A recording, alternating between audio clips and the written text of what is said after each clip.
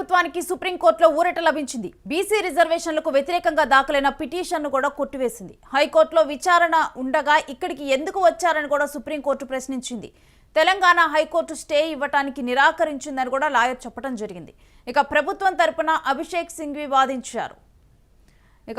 ఇప్పటికే సుప్రీంకోర్టులోనైతే ఇప్పుడు బీసీ రిజర్వేషన్లపై ఏదైతే వ్యతిరేకంగా కూడా ఒక పిటిషన్ దాఖలైందో దీని మీద కొంతమంది బీసీ రిజర్వేషన్లను 50% ఇవ్వటాన్ని కూడా ప్రజెంట్ నిరాకరిస్తూ కూడా పిటిషన్లు దాఖలు చేయడం జరిగింది. అయితే స్థానిక సంస్థల ఎన్నికల్లో కూడా ఇది కీ రోల్ పోషించనుంది.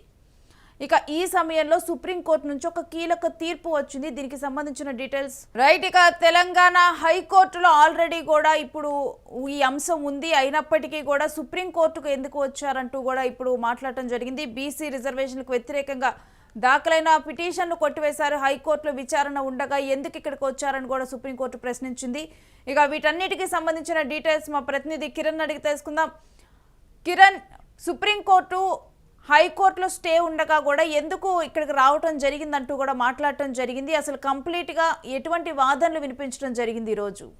రేణు, తెలంగాణ కాంగ్రెస్ ప్రభుత్వానికి సుప్రీంకోర్టు ఊరట లభించింది. స్థానిక సంస్థ ఎన్నికలకు గ్రీన్ సిగ్నల్ లభించినట్టయింది. దాదాపు ప్రభుత్వానికి ఈ ఏదైతే రిజర్వేషన్ అంశం సుప్రీంకోర్టు హైకోర్టులో పిటిషన్లు దాఖలు చేయడంతో కాంగ్రెస్ ప్రభుత్వము తీవ్రంగా ఆందోళన వ్యక్తం చేసింది. అంతేకాకుండా నేడు ఏదైతే సుప్రీంకోర్టులో విచారణ ఉందో ఈ విచారణకు స్వయంగా Congress party deputy CM Mallu Bhatti విక్రమార్కతో పాటు మిగిలిన మంత్రులు కూడా సుప్రీంకోర్టు హాజరయ్యారు. అయితే సుప్రీంకోర్టులో నేడు తెలంగాణ ప్రభుత్వానికి ఊరట లభించింది. ఊరట లభించడమే కాదు, ఈ నెల 9వ తేదీన స్థానిక సంస్థల ఎన్నికలకు గ్రీన్ సిగ్నల్ ఇవ్వడం జరిగింది.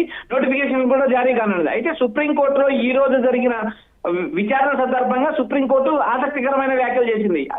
మీరు అసలు సుప్రీంకోర్టుకు రావాల్సిన అవసరం ఏముంది అంటూ లాయర్ ను ప్రశ్నించడం జరిగింది. అయితే హైకోర్టులో మాకు స్టే ఇవ్వలేదు కాబట్టి మేము సుప్రీంకోర్టుకు వచ్చామని లాయర్ తెలిపారు. అయితే సుప్రీంకోర్టు తీవ్ర ఆగ్రహం వ్యక్తం చేసింది. అక్కడ హైకోర్టులో తెలుసుకోవాల్సిన అంశాన్ని పదే పదే సుప్రీంకోర్టుకి ఎందుకు తీసుకొస్తున్నారంటూ ఆగ్రహం వ్యక్తం చేయడంతో లాయర్ నేను ఈ పిటిషన్ ను విత్డ్రా చేసుకుంటానని హామీ ఇవ్వడం జరిగింది. అయితే ఈ పిటిషన్ విత్డ్రా చేసుకుంటానని చెప్పిన సమయంలో కూడా జడ్జి తీవ్రంగా ఆగ్రహం వ్యక్తం చేశారు. అంతేకాకుండా పిటిషన్ కొట్టివేయడం కూడా జరిగింది.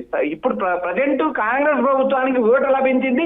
అంతేకాకుండా స్థానిక ఎన్నికలకు ఈ నెల 9వ తేదీన గ్రీన్ సిగ్నల్ లభించింది. నోటిఫికేషన్ కూడా రానున్నది.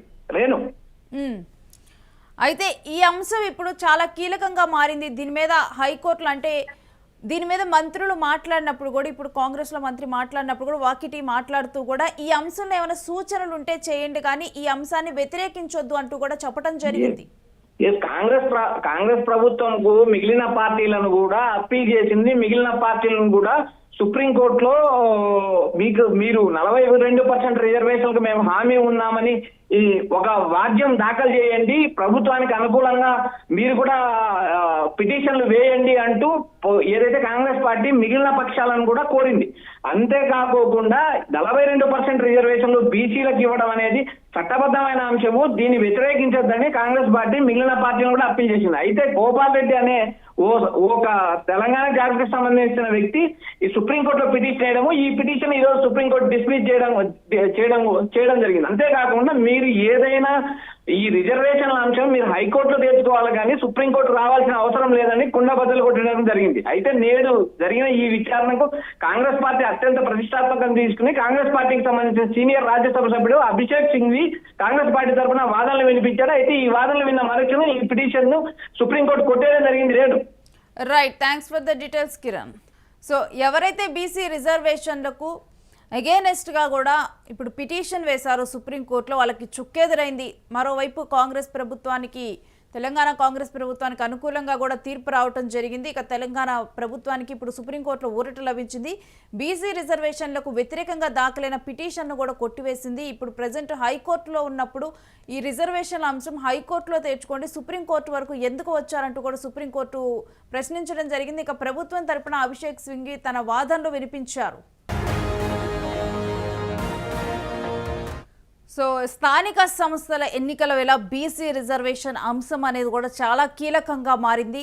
ఇక దీని మీద కోర్టు ఎటువంటి తీర్పు ఇవ్వనుందని కూడా ఇప్పుడు చెప్పి దీని మీద ఒక ఉత్కంఠ నెలకొని ఉంది. గతంలో ఏదైతే 29% ఉందో బీసీ రిజర్వేషన్ని దాన్ని 42% కూడా మారుస్తూ కూడా కాంగ్రెస్ ప్రభుత్వం చేయటం జరిగింది. అయితే ఈ బీసీ రిజర్వేషన్ అంశంలో కూడా అనేక వాదనలు వినిపిస్తూ ఉన్నాయి. కొంతమంది ఈ బీసీ రిజర్వేషన్ అంశం మీద కోర్టుకు వెళ్ళటం జరిగింది. తెలంగాణ హైకోర్టులో ఈ బీసీ రిజర్వేషన్ అంశానికి అగైనెస్ట్గా పిటిషన్ వేశారు. వ్యతిరేకంగా కూడా పిటిషన్ దాఖలు చేశారు. బీసీ రిజర్వేషన్ల అంశం మీద అయితే ఇప్పుడు 42% పెంచడాన్ని కూడా వ్యతిరేకిస్తూ ఉన్నారు. ఇక ఈ నేపథ్యంలో ఇక్కడ ఆల్రెడీ కూడా హైకోర్టులో స్టే ఇచ్చారు.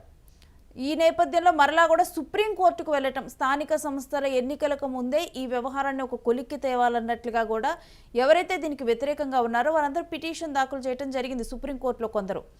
అప్పుడు సుప్రీంకోర్టులో కూడా ఇప్పుడు వాళ్ళకి చుక్కెదురైంది. హైకోర్టులో ఈ అంశం ఉంది. ఏదైనా కానీ ఇప్పుడు ఒక్కొక్క స్టేట్కి ఈ రిజర్వేషన్ల అంశం అనేది కూడా ఒక్కొక్క రాష్ట్రంలో ఒక్కొక్క విధంగా మారుతూ ఉంటుంది. సో అటువంటి టైంలో ఆ విషయాల్ని ఆ రాష్ట్ర హైకోర్టులోనే తేల్చుకోవాలి. మీరు సుప్రీంకోర్టుకి ఎందుకు వచ్చారని చెప్పి కూడా ఇప్పుడు సుప్రీంకోర్టు ప్రశ్నించింది. హైకోర్టులో ఈ అంశం ఉంది కదా, అక్కడే తేల్చుకోవాలి హైకోర్టులో అని చెప్పి కూడా సుప్రీంకోర్టు ప్రశ్నించింది. ఇక ఈ తీర్పుతోనైతే ఇప్పుడు ప్రజెంట్ అయితే కాంగ్రెస్ ప్రభుత్వానికి ఒక ఊరట లభించింది. బీసీ రిజర్వేషన్ల అంశంలో తీసుకున్న నిర్ణయానికి ఒక ఊరట లభించింది స్థానిక సంస్థల ఎన్నికల్లో. ఇక మరి హైకోర్టులో తరువాత ఎటువంటి వాదనలు జరగనున్నాయి? హైకోర్టు ప్రజెంట్ స్టే ఇవ్వటాన్ని లాయర్స్ నిరాకరిస్తున్నారు.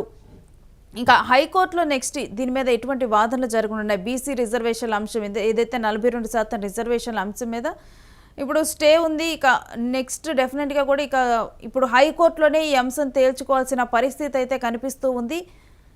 ఒకవైపు ఏమో ఇక స్థానిక సంస్థల ఎన్నికల వేళ కూడా ఈ బీసీ రిజర్వేషన్లు చాలా కీలకంగా మారాయనే చెప్పాలి. ఇక హైకోర్టులో ఈ కేసు విచారణ అప్పుడు కూడా ఇక వాదనలు వినిపించనున్నారు. నెక్స్ట్ ఇక ప్రభుత్వం తరపునైతే అభిషేక్ సింఘ్వి సుప్రీంకోర్టులో వాదనలు వినిపించారు.